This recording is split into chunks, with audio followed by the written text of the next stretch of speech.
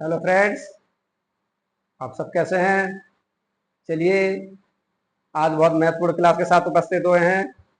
Target सभी का GRF कर रखना फ्रेंड्स, क्योंकि जीआरएफ कर लोगे तो आपको फेलोशिप मिलेगी और फेलोशिप से आपको पीएचडी करने का मौका मिलेगा। 5 साल तक आप फेलोशिप के रूप में, जिससे 40 से 45 हज़ार रुपये फेलोशिप मिलती है, जिसे स्कॉलरशिप रूप के रूप में बोलते हैं, जिसका जीआरएफ हो जाता है। और जीआरएफ बहुत अच्छा शब्द है, यानी कि जीआरएफ हो जाएगा तो आपका पीएचडी करने के लिए अच्छा मौका मिलेगा। चलिए प्रश्न शुरू कर लेते हैं। प्लस पीजीटी का ध्यान रखना है, पीजीटी का टारगेट रहेगा। ओके फ्रेंड्स, चलिए क्लास शुरू कर लेते हैं। प्रश्न स्क्रीन पर आ गए, हम मार्कर ले लेते हैं। प्रश्न कह रहा है कि निम्नलिखित में से असत्य कथन बताइए। असत्य कथन क्या रहेगा? गांव में एकांकी परिवारों की बहुलता पाई जाती है। बताइए, गांव में एकांकी परिवार की बहुलता पाई जाती है या गांव धर्म प्रधान होता है? इसको तो हम गलत मान नहीं हो सकता। गांव में गतिशीलता का अभाव पाया जाता है, ये भी गलत होगा। नहीं, ऐसा नहीं होता गांव में। और गांव में प्राथमिक संबंधों की बहुलता पाई जाती है, ये भी नहीं। अगर हम बात कर लेते हैं गांव में एकांकी परिवार की बहुलता पाई जाती है, तो ए आंसर इसका असत्य कथन पहचानना है। ठीक है, तो यही है। बाकी बाकी सारे ये सही है, इसलिए हमने गुणा लगा दिए इन पे। असत्य कथन पहचानना था, ये है आपका। बाकी जो गांव धर्म प्रधान होता है, ये सही है। गांव में गतिशीलता का अभाव पाया जाता है, ये भी सही है आपका। गांव में प्राथमिक संबंधों की बहुलता पाई जाती है। नेक्स्ट प्रश्न है आपका। प्रश्न कह रहा है कि डेमोक्रेसीज ऑफ द ईस्ट नामक पुस्तक के लेखक कौन है? एम.एन. श्रीनिवास है, डॉक्टर राधाकमल मुखर्जी है, चार्ल्स मेटकॉफ है, या ऑक्सर लेविस है। आपके नेक्स्ट प्रश्न की बात चल रही है, तो इसमें कौन है? डेमोक्रेसीज ऑफ द ईस्ट नामक पुस्तक के लेखक, तो बात कर लेते थे। बी आंसर से सही है, डॉक्टर राधाकमल मुखर्जी। 40वां प्रश्न है। 40वां, निम्न में से ग्रामीण अर्थव्यवस्था के आधार पर क्या है? कुटीर उद्योग, कृषि, पशुपालन, या इनमें से सभी? अगर गांव की बात कर ले तो ये भी सही है, क्योंकि कुटीर उद्योग खुद का, कृषि भी है, पशुपालन भी है। इनमें से सभी डी आंसर सही है।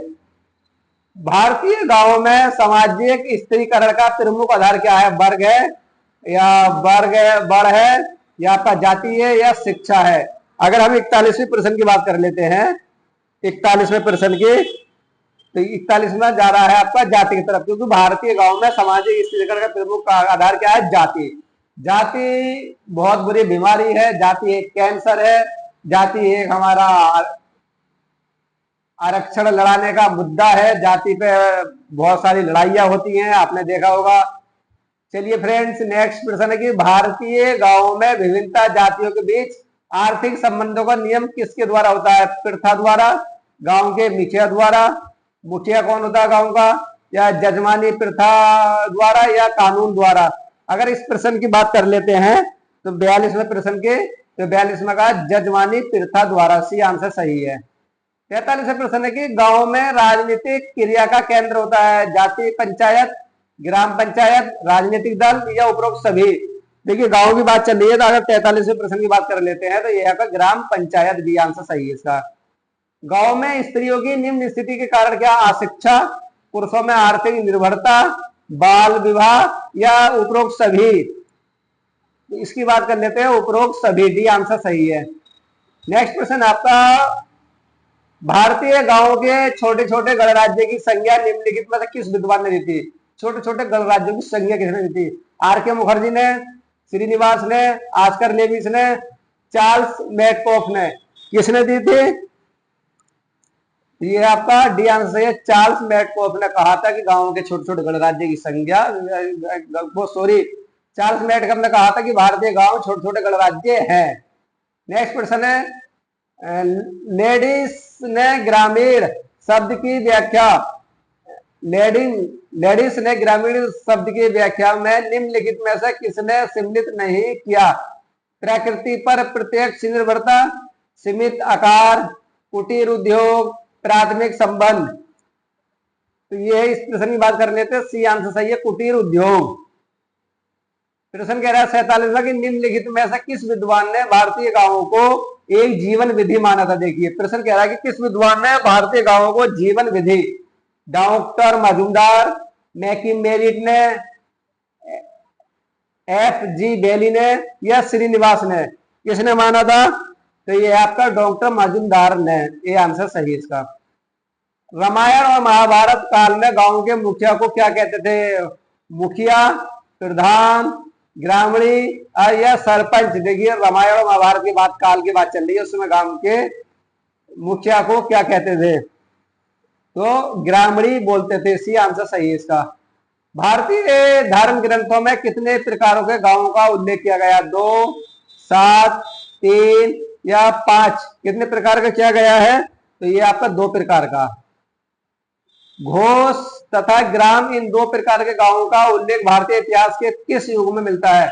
मध्य युग, अर्थशास्त्र युग, वैदिक युग या अंग्रेजों का शासनकाल? तो ये इसका आंसर धर्म शास्त्र युग भी आंसर सही है।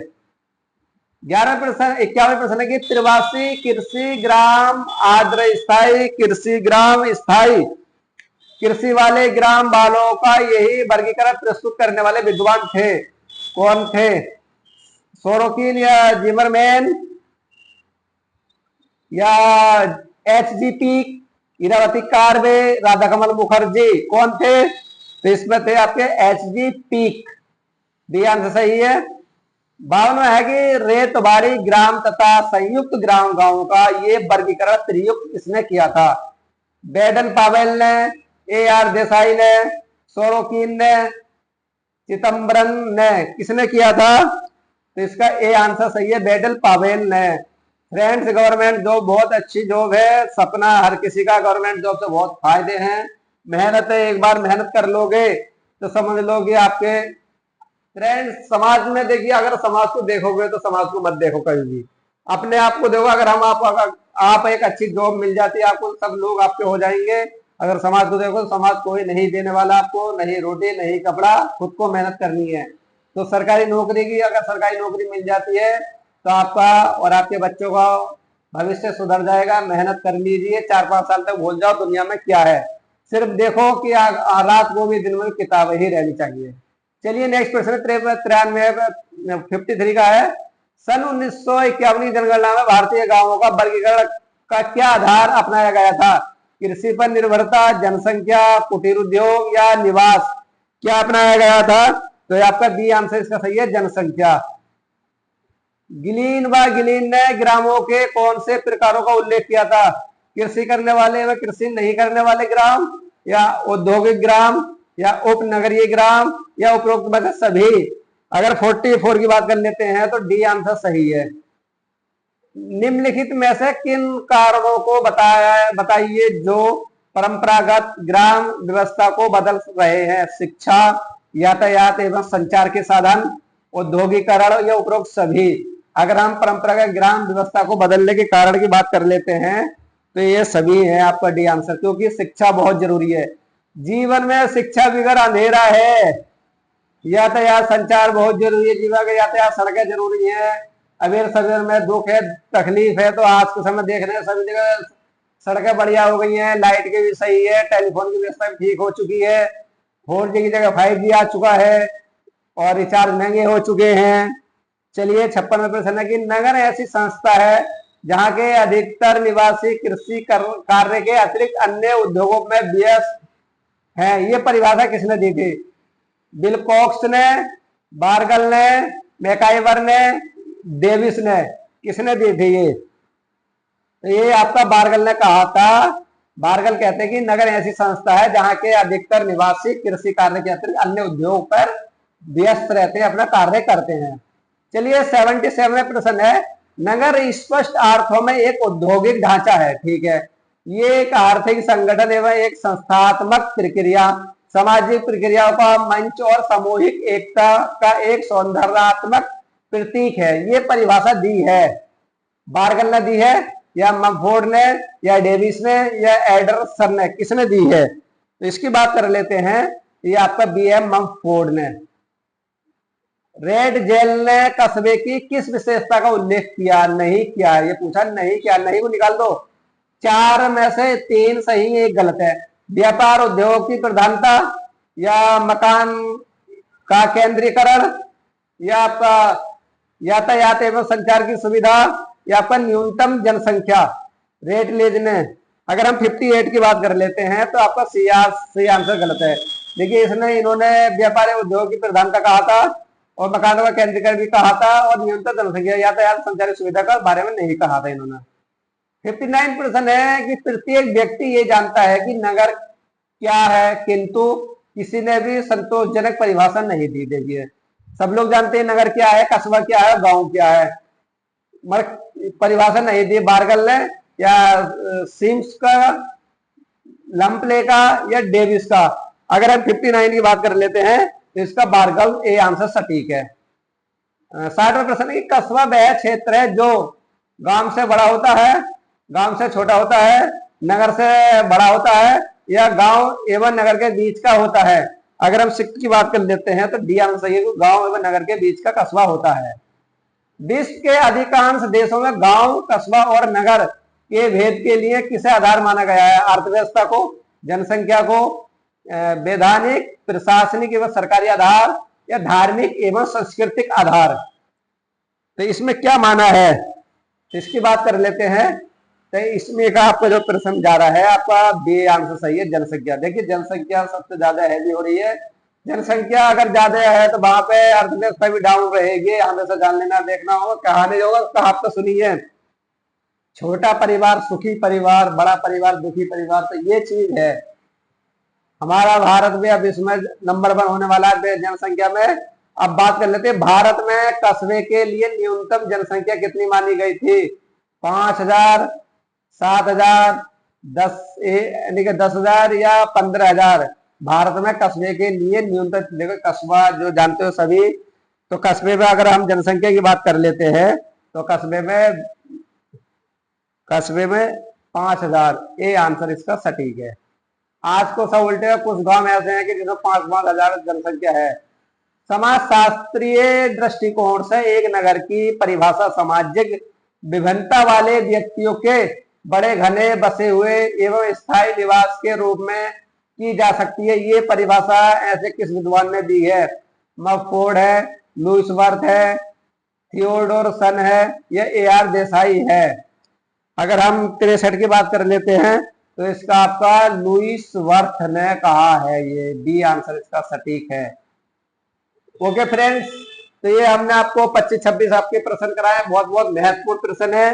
टारगेट जेआरएफ का रखिए, अगर जेआरएफ का रखोगे तो नेट तो क्लियर हो ही जाएगा। अपना सब्जेक्ट अच्छा पकड़िए, फर्स्ट पेपर की भी तैयारी करना फ्रेंड्स। अगर आप जेआरएफ आपका हो जाएगा तो आपको पीएचडी करने का मौका मिल जाएगा, फेलोशिप मिलेगी आपको 5 साल तक, जिससे आप अपने देश विदेश भी घूमने जा सकते हो। क्योंकि एक पॉइंट उसमें ऑप्शन होता है कि विदेश में आप जा सकते हो, वहां पर भी आपको रिसर्च करना पड़ता है। तो रिसर्च के लिए बहुत जरूरी है जेआरएफ के लिए। चलिए फ्रेंड, क्लास का हम विराम देते हैं। डेली हमारे क्लास अपडेट होती है और हम ऑडियो भी, और भी अभी लाइव क्लास में थोड़ा प्रॉब्लम, लाइव क्लास में क्या अधिक से अधिक हमें कमेंट करो तो हम लाइव आएंगे, क्योंकि अभी हमारे जो ऑडियंस है थोड़े कम है, क्योंकि अभी सोच रहे हैं कि लाइव का भी कोई क्लियर नहीं हो पा रहा उनका। ऑडियंस अधिक से अधिक जुड़ेंगे तो हम लाइव क्लास जल्दी लाइव पर आएंगे। ऑडियो तो आपको मिलता ही रहेगा और स्पेशल समाजशास्त्र रहेगा हमारे यूट्यूब चैनल पर, मिस्टर शीश बायो स्टडी। और जो मित्र हमारे बायोलॉजी के पढ़ने वाले हैं तो बायोलॉजी के लिए दूसरा चैनल चालू हो चुका है हमारा, जिसमें स्पेशल बायोलॉजी रहेगा। टीजीटी पीजीटी जो बायोलॉजी करना चाहते हैं हमें कमेंट में जरूर बताएं कि कौन कौन बायोलॉजी की तैयारी कर रहे हैं। ओके फ्रेंड्स, चलिए क्लास को वहीं विराम देते हैं। कल मिलेंगे। गुनगुनाते रहिए, हंसते रहिए, मुस्कुराते रहिए और वर्ड किताबों पर ध्यान जरूर रखना दोस्तों। किताबें आपकी जिंदगी है, किताबें बिगड़ कुछ नहीं है इस संसार।